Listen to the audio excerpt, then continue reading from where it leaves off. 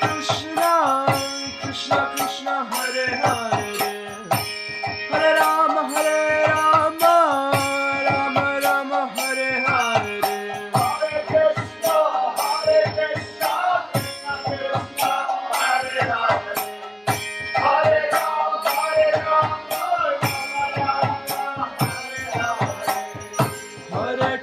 Hare Krishna, Krishna Krishna Hare Hare, Hare Ram Hare Rama, Rama Ram Hare Hare, Hare Krishna, Krishna Krishna Hare Hare, Hare Ram Hare Rama, Rama Hare Hare, Hare Krishna, Krishna Krishna Hare Hare, Hare Ram Hare Rama, Rama Rama Hare Hare, Hare Krishna, Krishna Krishna Hare Hare, Hare Ram Hare Rama, Hare Krishna, Krishna Krishna Hare Hare, Hare Rama Hare Rama, Rama Ram Hare Hare, Hare Krishna, Krishna Krishna Hare Hare, Hare Rama Hare Rama, Hare Krishna, Krishna Krishna Hare Hare, Hare Rama Hare Rama, Rama Rama Hare Hare, Hare Krishna,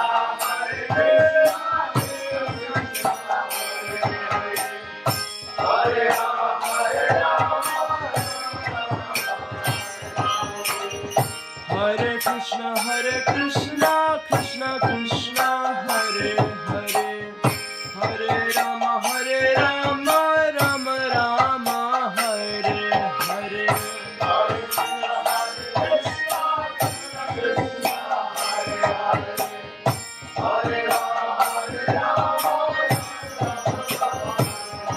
Hare Krishna, Hare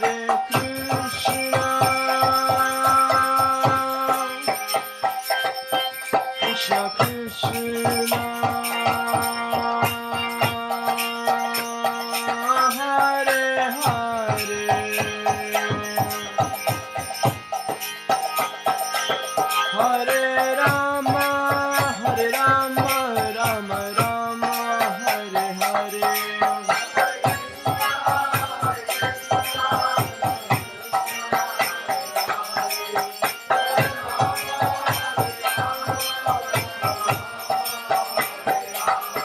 Hare Krishna, Hare Krishna, Krishna Krishna, Hare Hare, Hare Rama, Rama Rama, Hare Hare, Hare Krishna, Krishna Krishna Hare Hare, Hare Rama, Rama Rama, Hare Hare,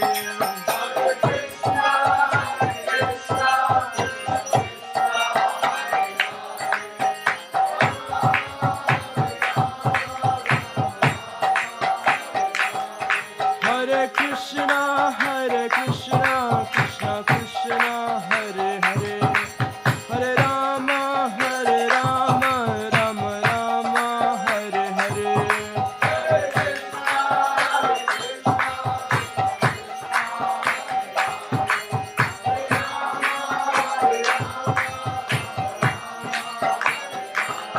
Hare Krishna, Hare Krishna, Krishna Krishna Hare Hare, Hare Rama, Rama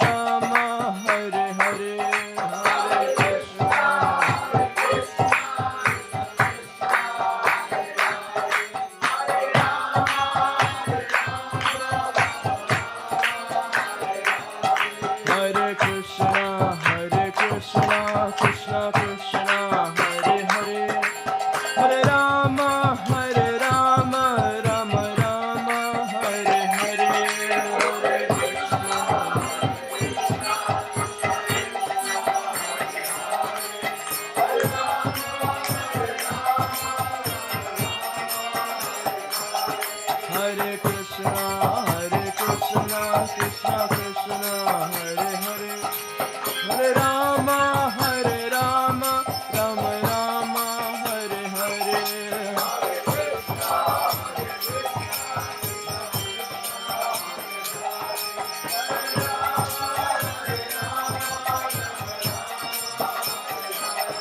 Hare Krishna Krishna Krishna Hare Hare Hare Rama Rama Rama Hare Hare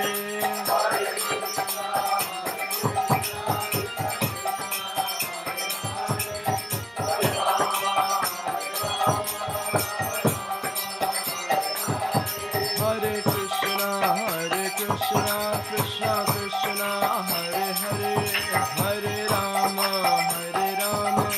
Rama Rama Hare Hare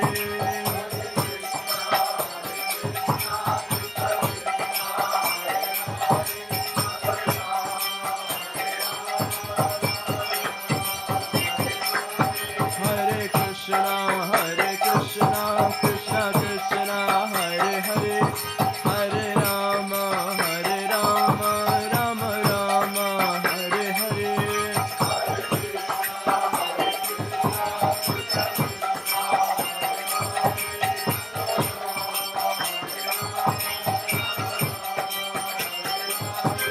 Hare Krishna Krishna Krishna Hare Hare Hare Rama Rama Rama Hare Hare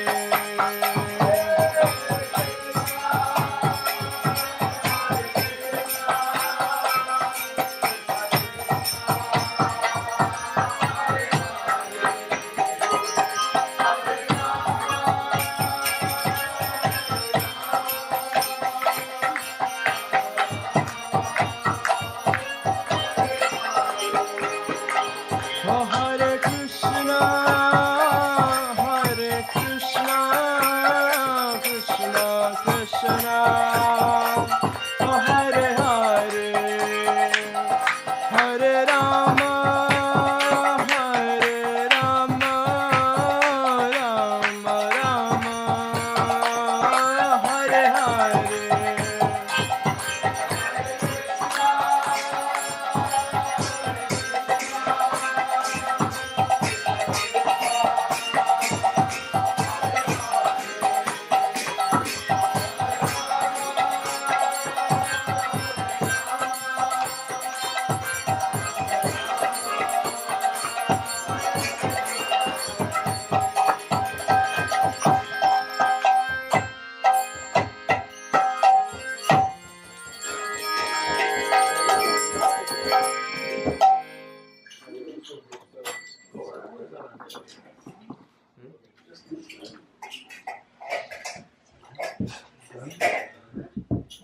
Hare Krishna, so welcome guys. Thank you very much for coming. Every Wednesday night we have kirtan, we have different speakers.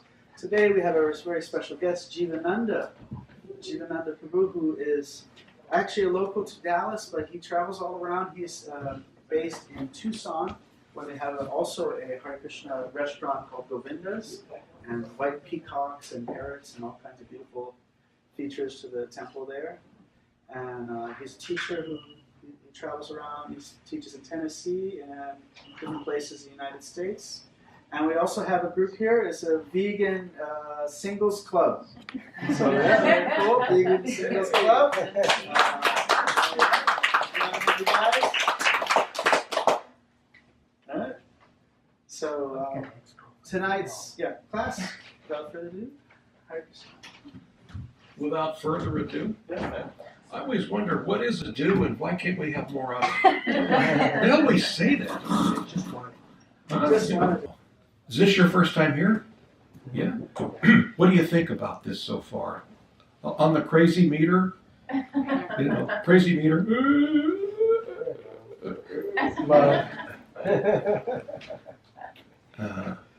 This that we were doing is you've heard of meditation. Everybody's heard of meditation? And the thing of it is, the people who bring these things from the East, from India, they only bring part of it, because a lot of times they only have part of it.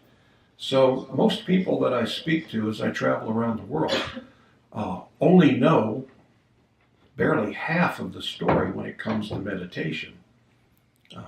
So I mean, there's different kinds of meditation, basically two kinds. The one that seems to be most popular in the West is the silent meditation, where you meditate within. It's solitary meditation. Now, we can both be meditating, sitting next to each other, but yet, if I'm meditating, you could be a million miles away, right? So, in other words, we leave each other. That meditation, the solitary, quiet, doesn't bring you closer together. If it is, then I'm thinking about you instead of doing my meditation. Does that make any sense? So that's very common. And it was brought here by people many years ago because they either didn't know of the other kind of meditation, which is the most popular amongst those who are more advanced in spiritual life. And that's mantra meditation. Have you heard of that? You've heard of mantra? Yeah, it's two Sanskrit words put together. It's man and tra. Man means the mind, and tra means to free.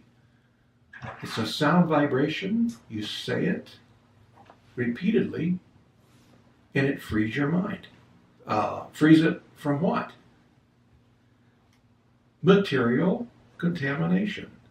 So it does what silent meditation does, but it's much, much easier. It's a much more advanced. Not only that, but we can share it.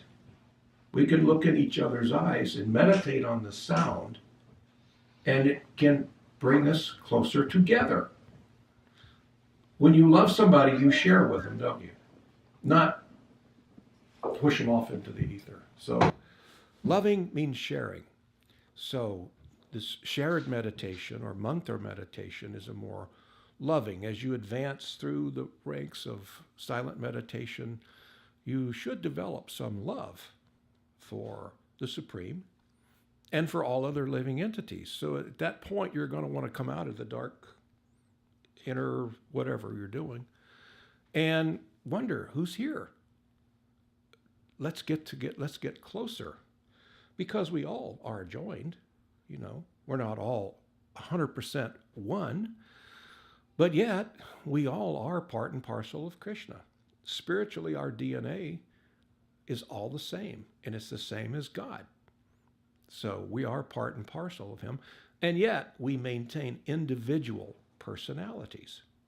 So that's just to explain, that's what we're doing. That's why we sing it out loud and we sing it together. I mean, can you imagine a whole room full of people just sitting here?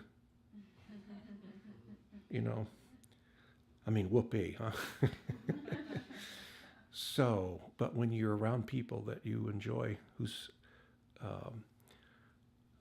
association you enjoy, you want to share with them. So that's why we do that. So we're going to talk about faith. Boy, we hear that a lot, don't we? Faith, especially people talking about God. They want you to have faith.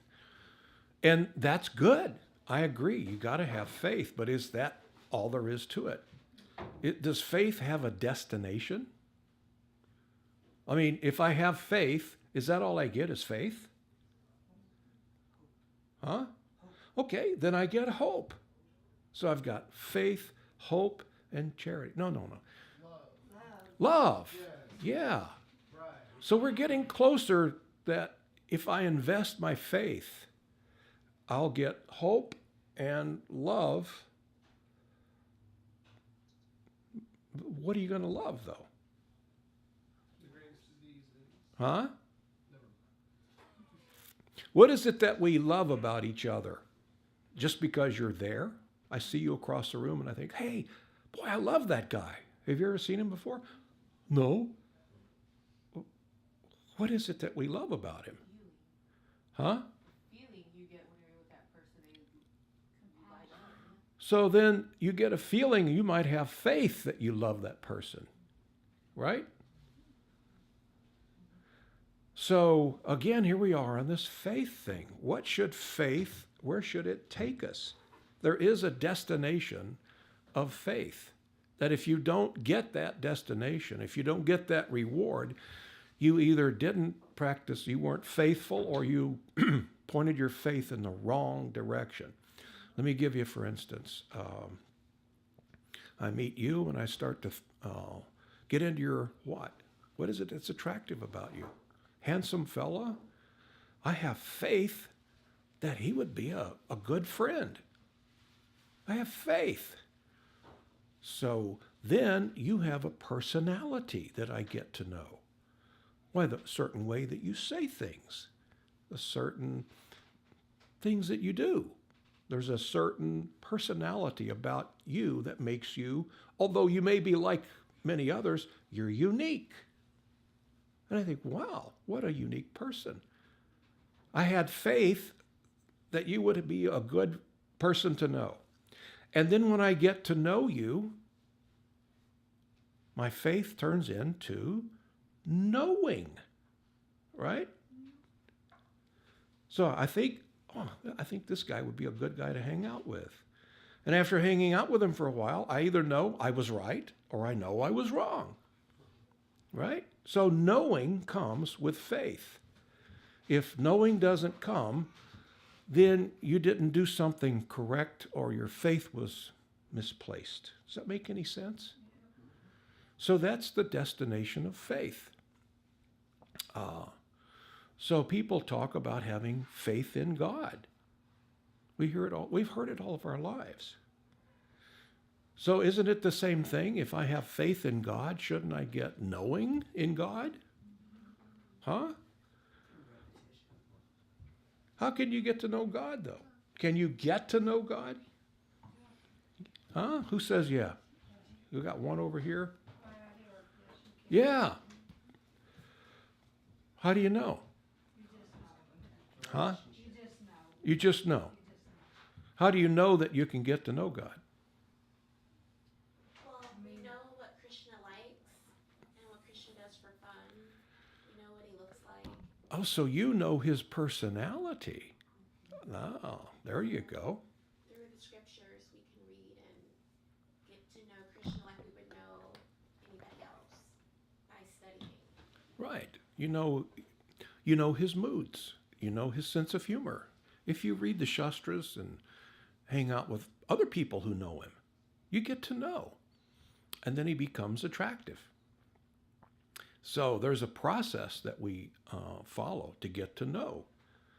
And it's guaranteed that you can do that because God says that himself. Krishna says that, doesn't he? Where does Krishna say that? Huh? Yeah, specifically. Do you know a place where God says that you can get to know me? Does he say, you can kind of get to know me? 7th chapter, 1st verse. Exactly. 7:1. Yeah. Which I just happen to have right here. You ever notice when people advertise something, they always hold it up to their face? Doesn't work for me because I'm ugly. So you look, I should hold it farther away. You know, if you're handsome or pretty, you can hold it up. So, does anybody here not have a Bhagavad Gita? Oh, can we fix them up with books? You should. You should have this. This was read, of course, by Mahatma Gandhi, but Emerson, Thoreau, Einstein, they read it how often? Every day. Einstein read the Bhagavad Gita every day for the last 35 years of his life.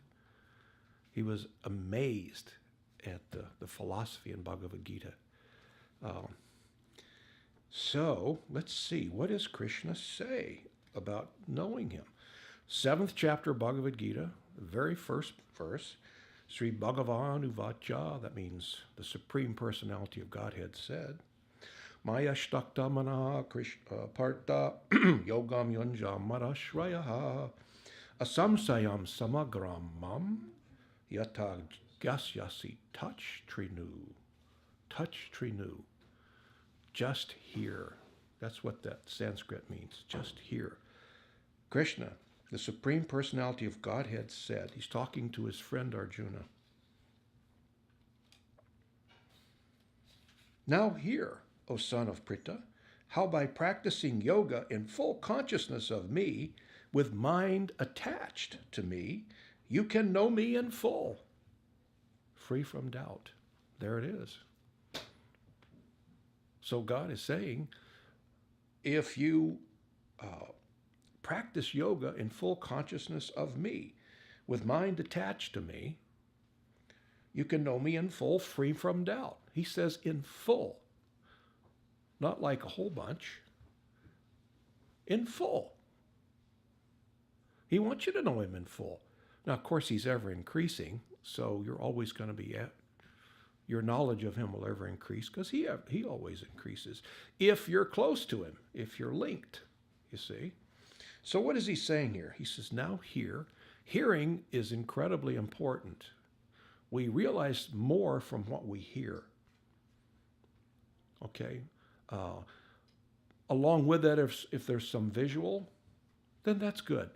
What we hear. Reading is good, but if we are focused on someone that we find somewhat interesting, we'll understand what they say.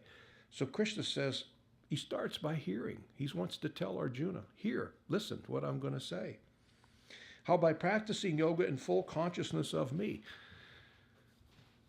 So if I go to yoga once a week, is that going to do it? Huh? No. 3 times a week. Sorry. Daily, every day. I go to yoga class every day and I stretch, and I start to get slender and I feel real good. And so does that give me knowledge of God? Afraid not. Jeez. What's he talking about? Full consciousness of me. In other words, think about me. Get personal with me. I want to get up close and personal. You're my dearly beloved. You're not like a number on God's list of numbers. This is not an impersonal situation. It's not like if you bump into God, it's not like he's going to say, "Hey, who the heck are you?" Well, he's going to know immediately. He'll see you 1,000 miles away. He knows you're coming. As a matter of fact, he's always with you. You're inseparable. They say joined at the hip, you're joined at the soul. And yet you're individual. So, does everybody here agree that God has a personality to be attracted to? Yeah. Does he have a personality? Does anybody believe he doesn't have a personality? Well, Huh? We don't know much about it, so it's Yeah, let's talk. we're hearing about it. Yeah. We hear varying philosophies on God. And there's reasons for different levels of understanding the Supreme. I'm not saying any of them are wrong, but there are different steps, you see. A lot of people like to worship God as unmanifest. And you hear it a lot, like people will say, you go to somebody or they come to you and they say, well, let's say you go to them and you're having a hard day. Boy, I'm telling you, I got fired from my job and man, I broke a nail and the mail was late and my life is falling apart, And they say, let's put it out to the universe. You ever tried that? You ever tried putting anything out to the universe? Huh? Well, what does the universe do? And what is the universe? In which way do you shoot it? I mean, are we going to get specific, like Jupiter, Mars, which constellation? Huh? At least 4 dimensions. Yeah, but how can the universe do anything for you? It's a big empty place out there with a bunch. Basically, if you took all the stuff that's out there, you could put it together into one thing. They claim it started out that way. And it's basically a vacuum. It's just, so what's going to help you? if you put it out to the universe. So we're thinking that God is out there somewhere and he's unmanifest.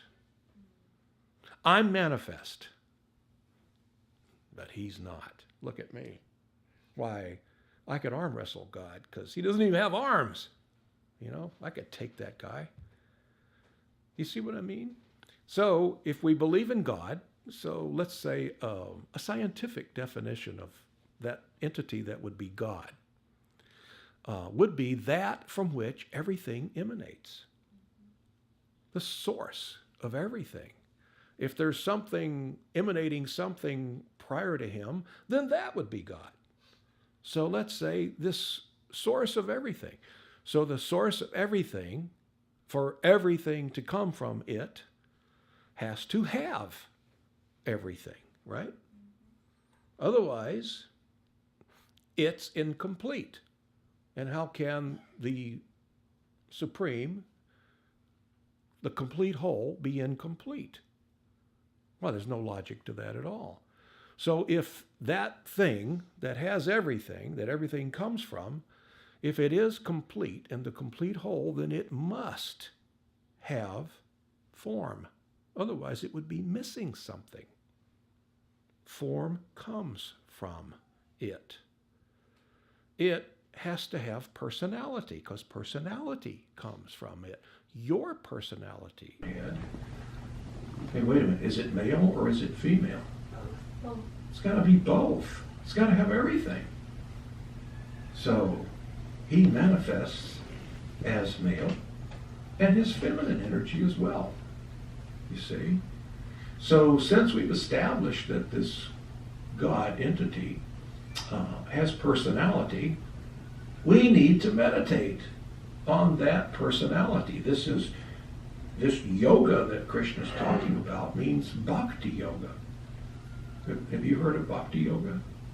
Bhakti means love. Bhakti yoga is the yoga of love. And it's what you get if you go through the eightfold yogic process. Of course, stretching and exercising, jnana yoga, and there's so many different forms of yoga that take you to loving, you see, which is where everybody wants to go anyway, don't you? I mean, everybody wants to exchange love. Is there anybody here that does not, under any circumstances, want to exchange love? All right? Is there anybody here that would put love, true, everlasting, sweet love, second to anything? So you'd rather have that. Well, what about money? If you got enough money, you can get love, can't you? Huh? What are you talking about? Temporary love. Sounds un-American. If I got enough money, I can get fame. With fame and money, I can get, boy, I'll be distinguished because I'll have the most money. And surely there's going to be people love me because of that. That's not true.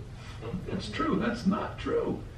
Although the material consciousness makes us think that I'll get closer to love if I get money. You see? So really love is what is the fuel that you run on.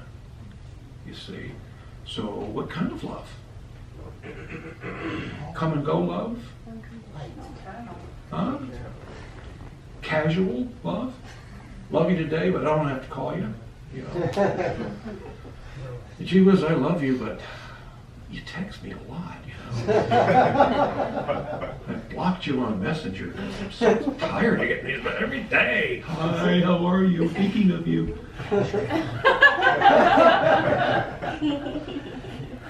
No, you want the kind of thing that, association, that when you hear the ding, does your phone ding when you get a messenger on Messenger? Ding, and you look and you think, ah, it's him or her or them. Oh, wow, I'm so glad.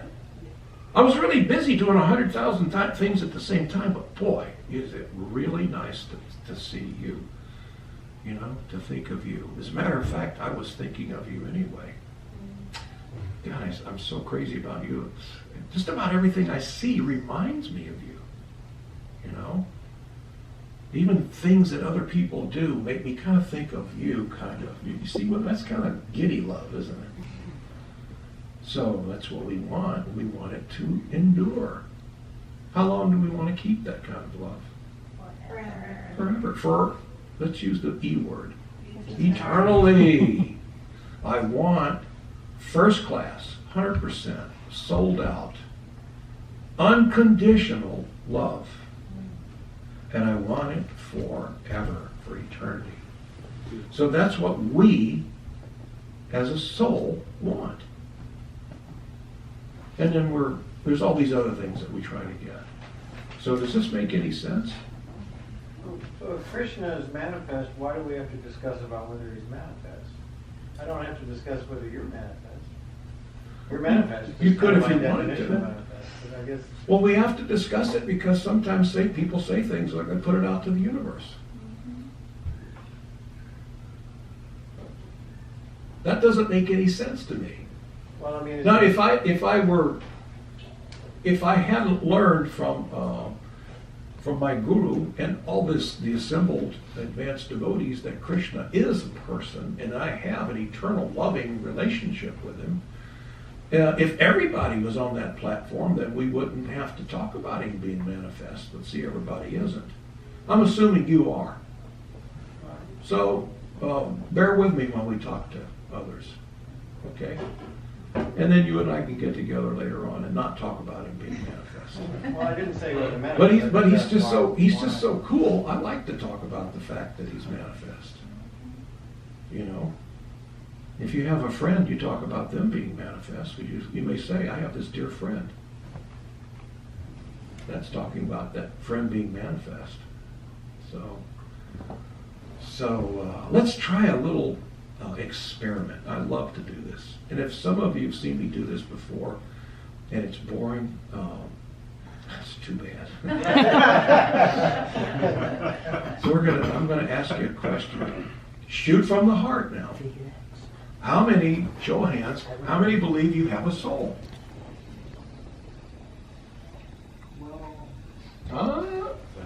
All right, that was a trick question. It's a trick question. I gotcha. And it almost always works 100%. Even with somebody that's heard the. Gotcha. All right, now let me ask you the real question. How many believe they are a soul? Hey, all righty. This guy over here doesn't believe he's either one. That's okay. You can believe whatever you want. No, I'm just kidding. If I pick on you, please endure me. I'm old and kind of crazy. When you get older, you get away with more, you know. So why did I ask the question? Because we have a reflex that makes us think that we have a soul. Then if you have a soul, who are you? If you have a soul, what pocket do you carry around in? Or did you bring it with you? Hey man, did you bring your soul? You didn't bring your soul with you, did you? You know? So, no, we have this tendency to think that we are a possessor of a soul. In other words, I am my body, and I have a soul. That's material contamination. We're contaminated and think that I am this body. If I am this body, I'm in a lot of trouble. Because ultimately, I'm going to die. None of you are there yet except for maybe Chaitanya. We got a problem that you guys don't have yet, but you're going to have it. Old age, right? Which kind of tells you, hey, death is just coming. You know, it's not that far away. When you get into your 70s, you think, hey, you know. So, if I am my body, now when you're young, when I was young, I thought, yeah, I'm going to die, but that's a long time. As you get older, it's not a long time, you see. So, how am I in trouble if I have a body? I'm going to die. The birth rate or the death rate of the planet has been 100% since the get-go. It hasn't changed. So everything that's ever come here has died. Every tree, every plant, fish, bird, human. Everything does that, so it's going to happen to us too. Or I'm sick and tired of talking about death. So, what does death mean? If you are your body, then you got no problems at all because you just cease to exist. The lights go out, and it's as if you never were. Your consciousness goes out, just like turning off a light. And in time, everybody here, every living entity will forget that you ever existed. Or, if you are a soul, you're an eternal soul, then you really kind of got nothing to worry about, except where do I go when this body expires, when I have to, when the lease runs out. Because sooner or later, the force of nature is going to get to the point that I can't stay in this body any longer. It's just going to stop working. I mean, we all know that this body's going to stop. I can take really good care of it and extend the warranty a little bit, but basically, I'm going to have to leave it someday. Therein is an interesting predicament. Where will I go? Does it matter where you go? Or you just put it out to the universe? Hey, universe, I'm dying here. Do something good with me. I don't know. That's kind of rolling the dice big time, I think. So therefore, if I die, that creates a problem, a real potential problem. In that, I could take another birth in another body. So how's that a problem? That's good news, isn't it? You died. The bad news is you died. Good news is you're born again. So is that good? Because with birth comes disease. Everybody gets disease. Everything gets some disease, some more than others. And then if you're fortunate enough to work out from the time you're born, you always stay fit, eat the right food, perfect.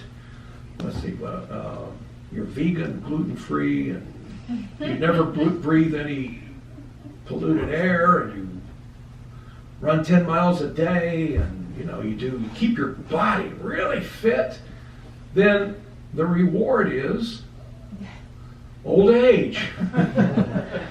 Jeez, I was born, I got very little disease, maybe a couple of colds, but I stayed fit, I worked real hard all my life, then I got old. You see? And then death again.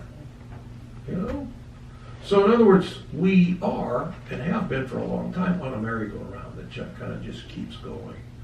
Birth, disease, old age, death.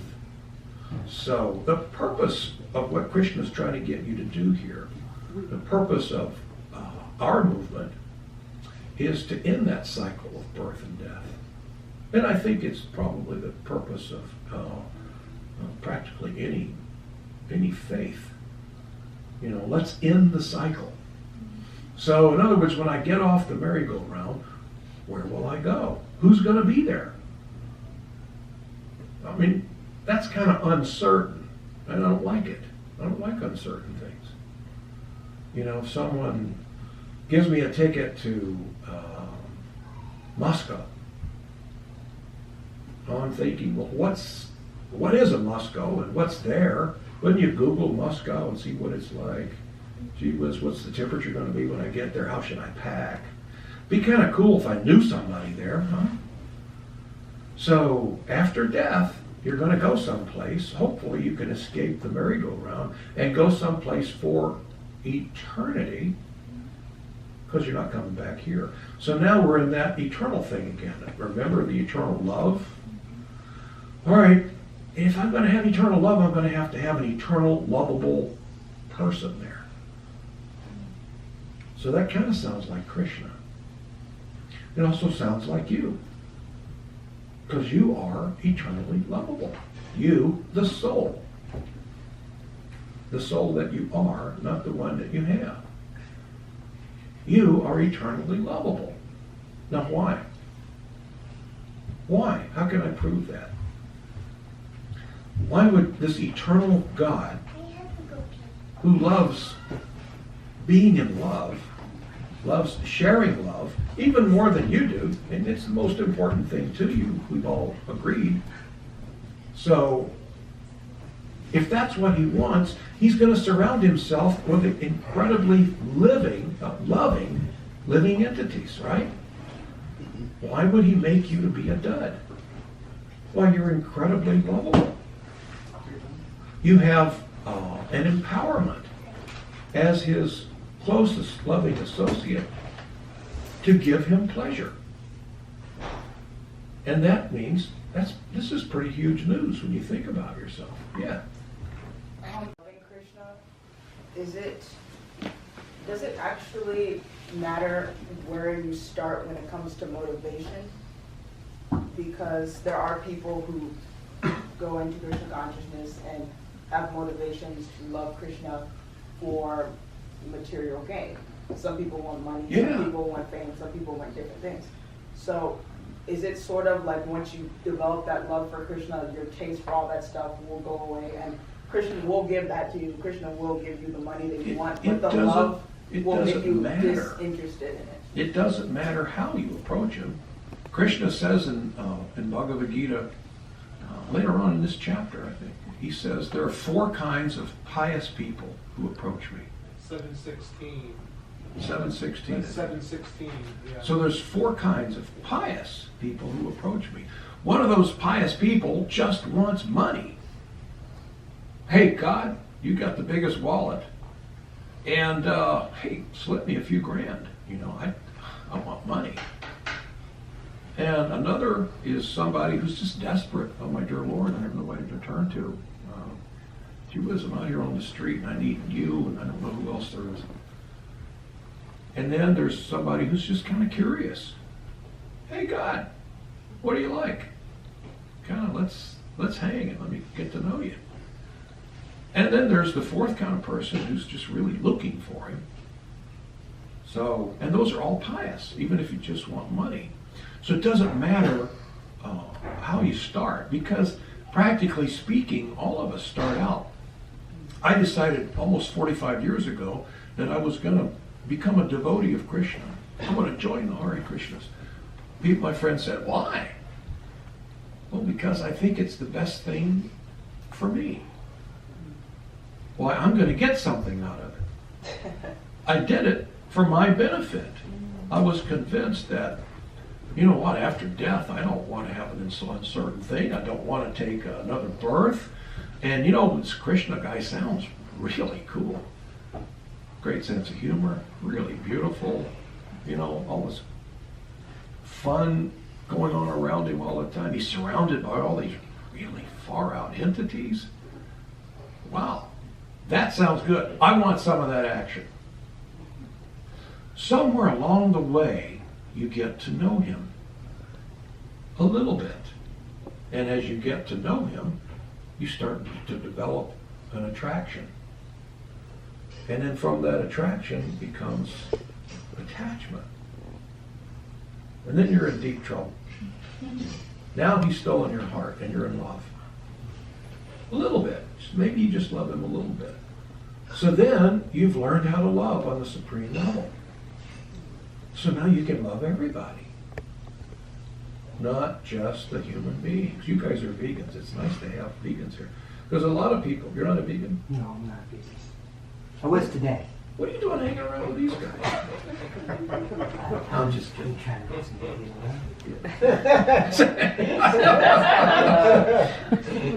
All right. But a lot of people think, well, if I'm just good to human beings and love human beings, then that ought to be okay, right?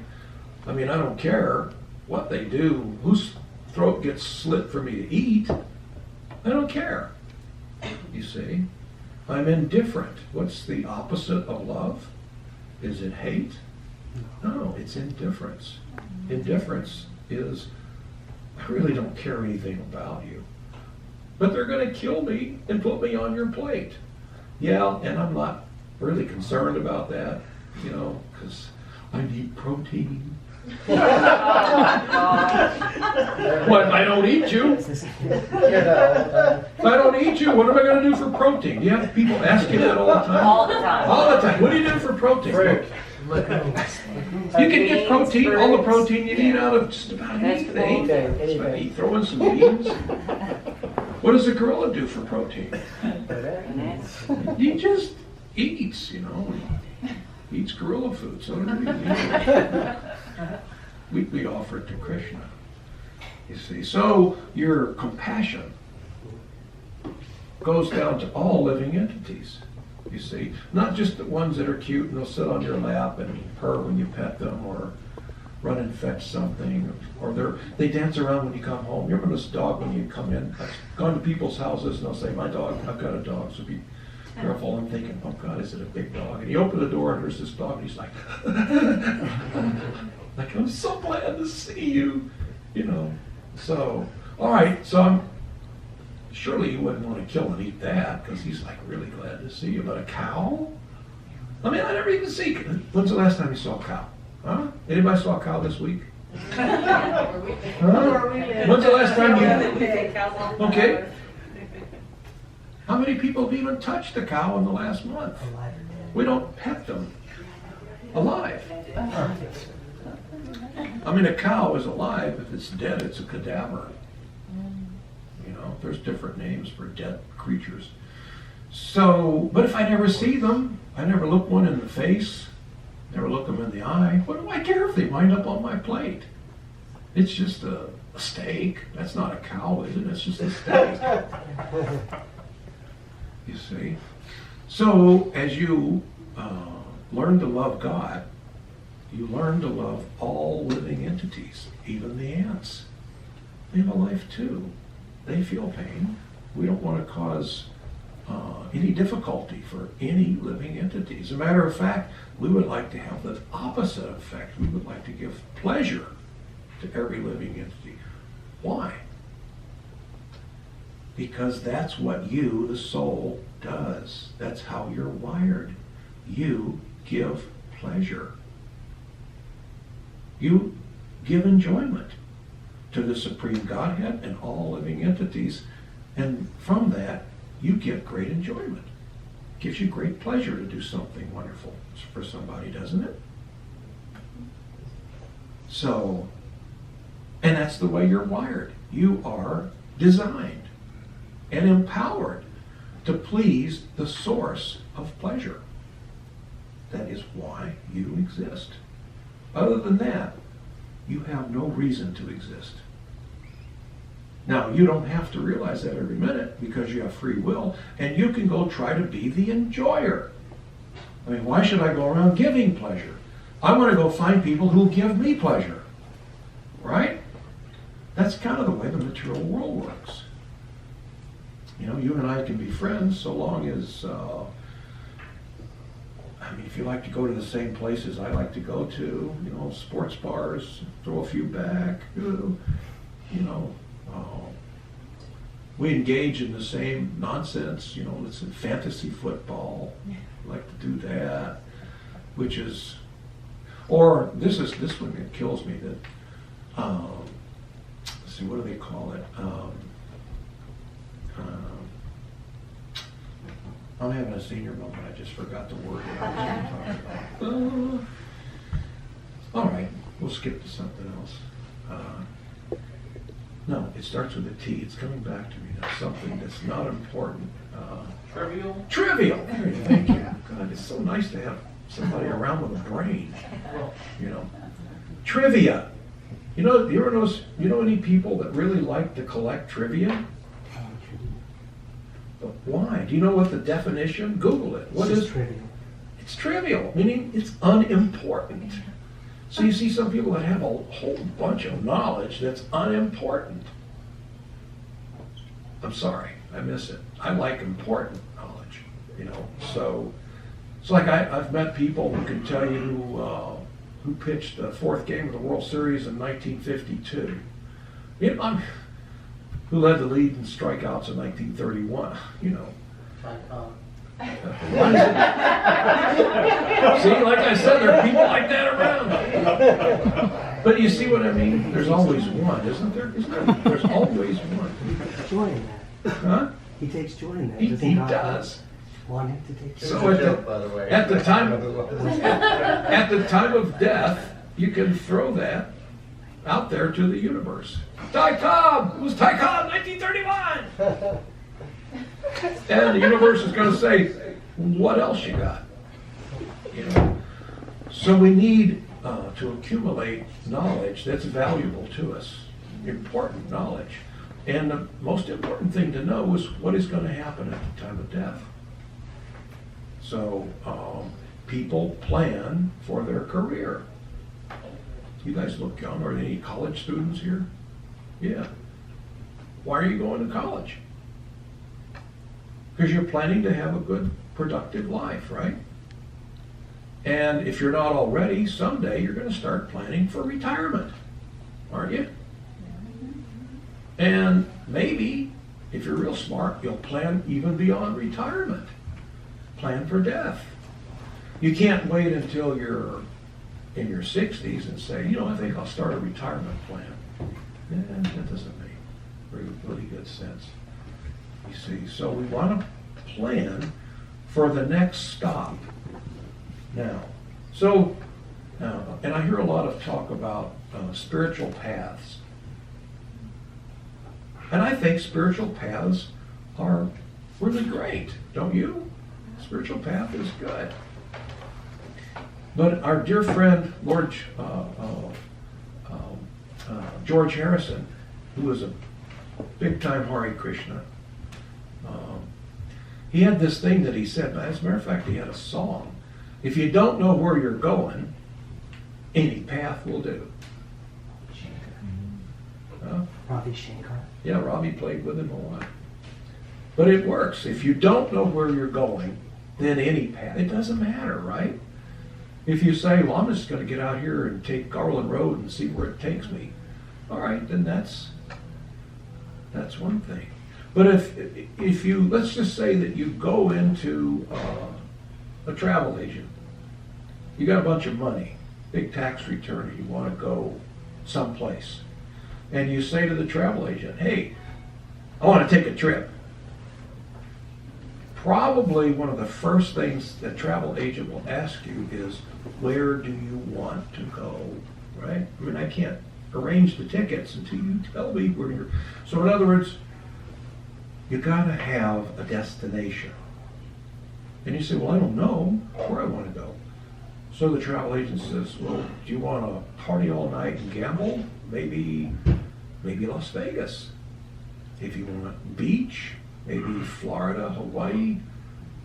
If you like big cities, we've got New York, maybe Paris. You see, you got to tell me, what are you looking for? And then we can come up with a destination. You don't go to the airport and just say, put me on a plane. You see, you got to pick a destination, and the destination should be chosen wisely for it to give you what it is that you're looking for, which is this eternal love that we were talking about. We all want that.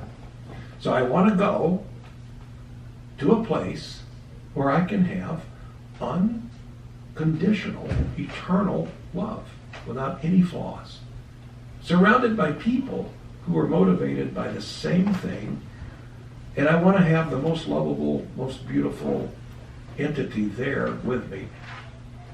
So this sounds like Krishna's home. Sounds like going to Krishna.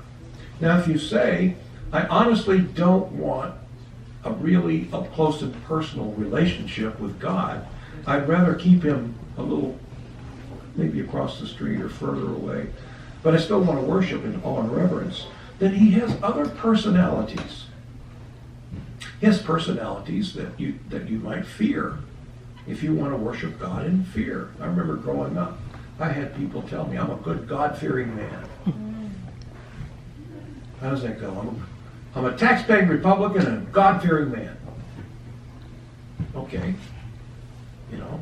And when I was a kid, I was kind of afraid of him too, you know. He was kind of unknown because we fear the unknown. And as I got to know this personality of Krishna, he became incredibly attractive to the point that I want to actually sit next to him, hold his hand, put my arm around him, you know. I want to hear his jokes, because you know he's got some good ones. So, knowing that, I can pick that as my destiny. I want to go to the home of God, of Krishna. God has unlimited names, but you may say, I don't want that. You know, I'd like to have a more impersonal. I'd like to go merge in the light. You can do that if you want to. I'm not going to tell you that that's... But if you do that, how are you going to have this unconditional, eternal love? If you merge in the impersonal Brahman, the glowing light that surrounds the spiritual world, you get your Sat and your Chit aspects. You are, as a soul, Sat Chit Ananda. These are Sanskrit words. Sat means eternal. You are eternal. You've always existed, and you always will exist. Chit means you have full knowledge. And Ananda, you are eternally blissful. So you can realize your eternality. You can realize Gyan, knowledge. But you don't get Ananda, eternal bliss. Because, as we've already agreed, I get that from sharing unconditional love. If I'm in the light, who and what and how am I going to love anything? Who's going to love me? I mean, I need somebody to love. That make a good song. Don't you need somebody? And I'd kind of like somebody to love me back, you know, that'd be kind of cool. So in other words, for me, I don't know about you, but for me, let's cross the light off, the impersonal Brahman, let's cross that off as a potential place for me to go. You see, I don't want a personality of Godhead that scares me. You know, not looking for awe and reverence. I don't expect God to demand that, that I fall on the ground as soon as I see him. You know, bow down. Go, yeah, yes, God, yeah. Tell me you love me. Yeah, I love you, God. You know, no, I don't want that. But there are personalities, something like that. But then there's Krishna, the supreme. He says he's the supreme personality. I mean, he says he is. Of all my personalities, me, Krishna, I'm the supreme because you can love me. To the point that you kind of put the God thing aside. You see, because he is God, but you see him as just wonderful, loving Krishna. You see. So there's no awe and reverence, there's no fear. He's just wonderful Krishna. You see. And he wants you to know him in full. But you have the choice. You don't have to. You see. So I think should I ask for questions now? How long when should I zip it up? We can do questions. All right. What about questions, comments, criticisms, anything? Chastisements? I've got thick skin, so you can. And if I don't like your question, I'll just ignore it. So. Any questions? Yes? So you said that you've got to know the destination you want to get to, right? Or know where you want to go. What if you're somewhat indifferent towards, like, what if you say, I trust in you, God, to send me where I'm meant to go, instead of having this exact, like, at the end of this lifetime, I want to go to the spiritual world. I want to be down here. What if you're like, well, if I'm meant to be here another lifetime, I'm meant to be here another lifetime. Now that's kind of an advanced realization, because as I fall more and more in love with Krishna, it's not about me and what I get out of it. In other words, the problem that most living entities have is we really want God's stuff. We're not really looking for him. Give me daily bread, help me pass this test. let me go to the prom with Mary Jane or Bobby Joe, or, you know, help me get this job, let me get that promotion, help me buy that house. It's like that. Gee whiz, God, I love you, but keep it coming. You know, so far we're on a roll here. You're making me rich, you're kind of famous. You see, so as you get to know that sweet personality of Krishna, then you want to please him. And as you get a real taste of your love for Krishna, then that's the prize. You feel like, I'm good. I can stay here birth after birth. When you're awarded pure devotional service, in other words, service that I do as a loving offering to my Guru and Krishna, once I get that, I'm satisfied. And if that means I stay here and teach others and help other people learn to love and be happy, then that's a big reward, if that's what he wants, because I become surrendered to him out of love. You see what I mean? So that's a very elevated thought. For now, it's good that we pursue going back home, but we'll lose that as we get to love him. We're going to want to do what makes him smile. And we're empowered to make him smile. We can do that. Does that make any sense? Excellent question. Very elevated question. Well, I can get intoxicated because I heard somebody in town's got some really great drugs, you know, and I'll self-medicate my suffering. And if it doesn't work, I'll increase the dose. And we see a few people that try that, unfortunately, you see. So the path of suffering may only get you to the point that you get so tired of being beat up by the material energy, and you get so tired of being beat up by not having the knowledge to go the right way, that you might turn the right way. And typically that's what motivates most of us. Pain, you know. But it doesn't have to be that way. It can be knowledge. It's just like, you know, someone could say, hey, look, don't touch the stove because it's really hot. And you may think, oh, hey, thanks for telling me. Thanks for the heads up. And you don't touch the stove. Some people would say, oh, you're a little hot. Ouch! You know?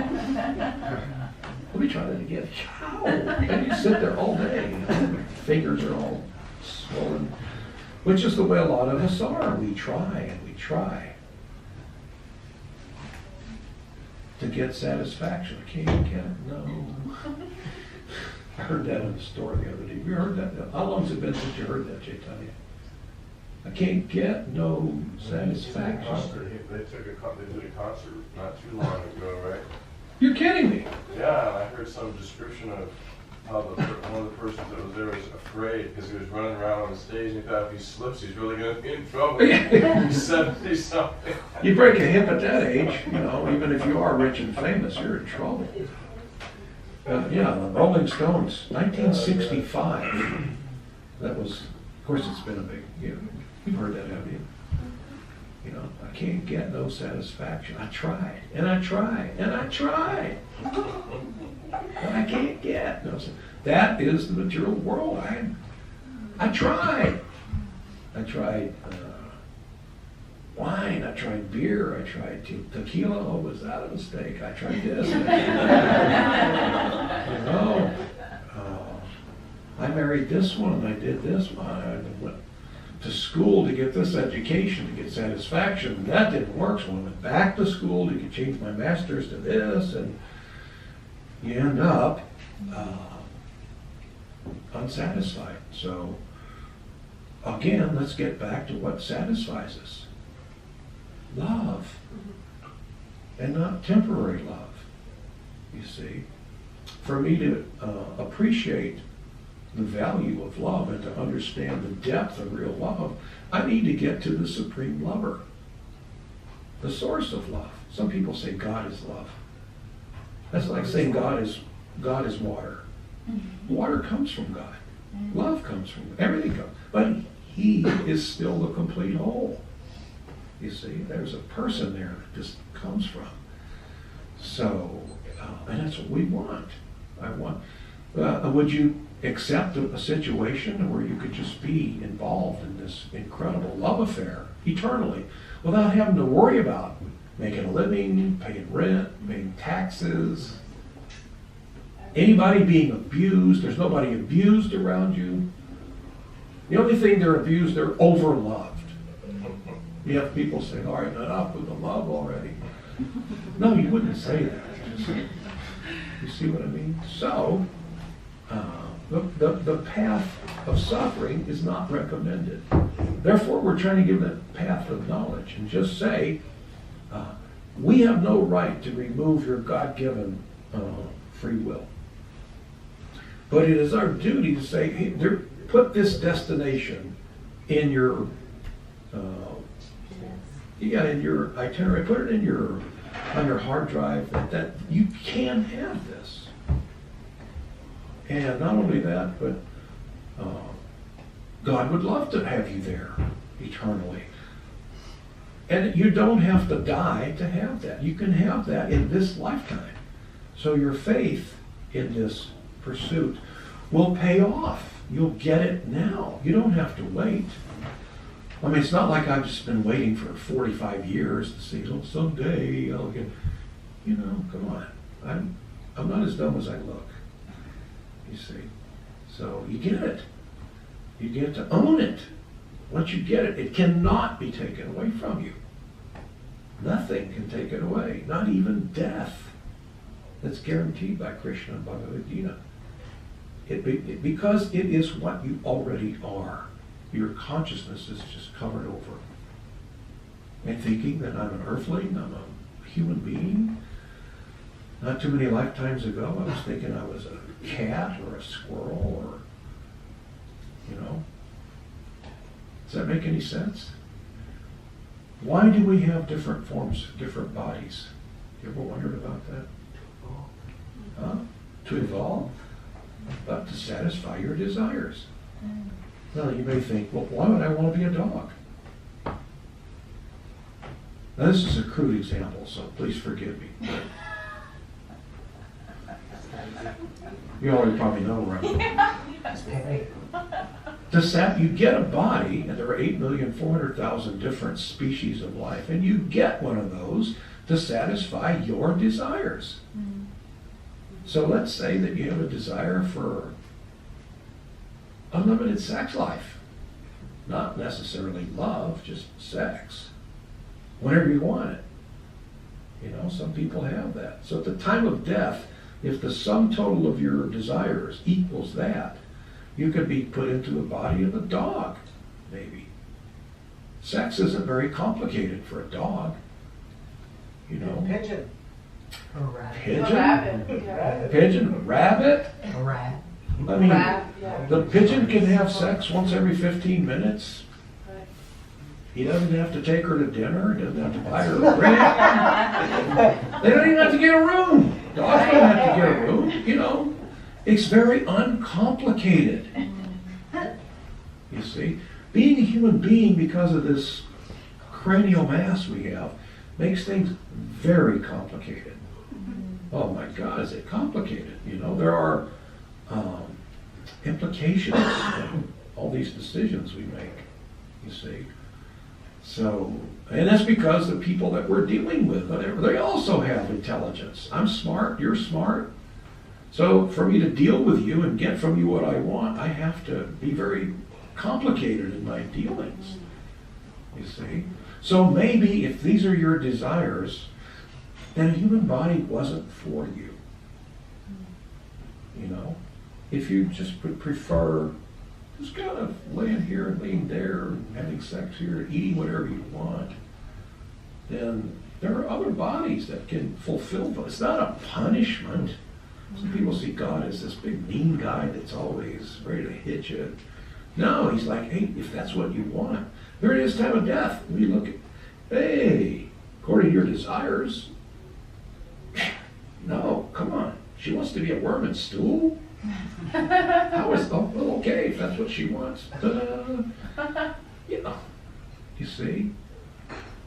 So it's, a law of cause and effect. In the Bible it says, as ye sow, so shall ye reap. On the street we say, what goes around comes around. Science says, for every action there's an equivalent and opposite reaction. And the law of karma says the same thing. For actions, there are results. You see? So, all right, any more questions? Let's give her a chance. What's the difference between Brahma and the effulgence of God? Between Brahma Brahma? and the effulgence of God. Well, Lord Brahma is a living entity. He's a demigod. He's like the architect and the builder.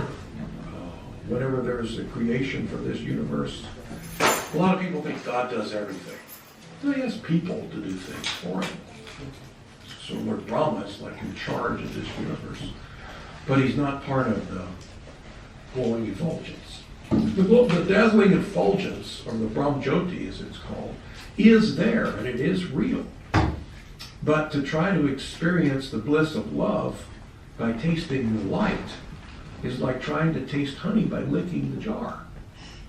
It's a covering. So the effulgence is the same as like the light. Like if people who want to become one with the light, that would be... Yeah, okay, the Brahmjyoti. And you can do it. Although it's very difficult to do that. It's very difficult, but you can do that. As a matter of fact, we might have already been there and come back, you see. It's not like when you go there you're caught and you can't turn around and leave. You see? No, you can check in and check out as you want because your desires. Ultimately, Krishna will give you what you desire. If you desire to be an atheist, he'll give you the faith to be an atheist. So, God, I don't believe in you. You want to be an atheist? Yeah. Okay, here's your faith. And good luck with that. He knows that sooner or later, Krishna always knows he's Krishna. He knows he's the most beautiful. He knows he's the most attractive. And he knows if you leave, you're going to be right back. It ain't going to be long. There's nothing like me. You've never seen anything like me, and you're never going to see anything like me, no matter where you go, how hard you look. So why should he?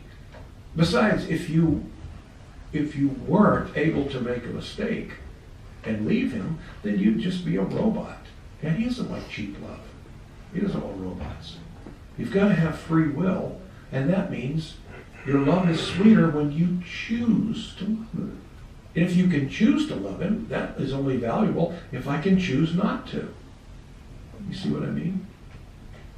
So, as long as you're looking for that ultimate eternal love with Krishna, you may wander here and there, but you will get it. You will get it. So, we love people. When we love people, we want to do something for them, don't we? We want to serve them. It's just natural. It goes with love. I want to do something nice for you. I want to do something to make you happy. So we can ask God, please let me serve you. Let me realize my love for you by offering some loving service. And there's a prayer, there's a mantra that we could say that says just that. It says, oh, my dear Lord, oh, energy, feminine energy, Radha, please engage me in your loving devotional service. And that goes, Hare Krishna, Hare Krishna, Krishna Krishna, Hare Hare, Hare Rama, Hare Rama, Hare Hare. That's why we sing that Maha Mantra. We're praying to Radharani, this feminine energy, and to Krishna. Please engage me in your loving devotional service. You see? Because I want to, as George Harrison says, I really want to see you. I really want to be with you. You see? So if you want that, you'll get it. All right. I think it's time for prasadam. We want to serve it. Oh, that's really good news. I really want to be served. All right. Thank you all so much.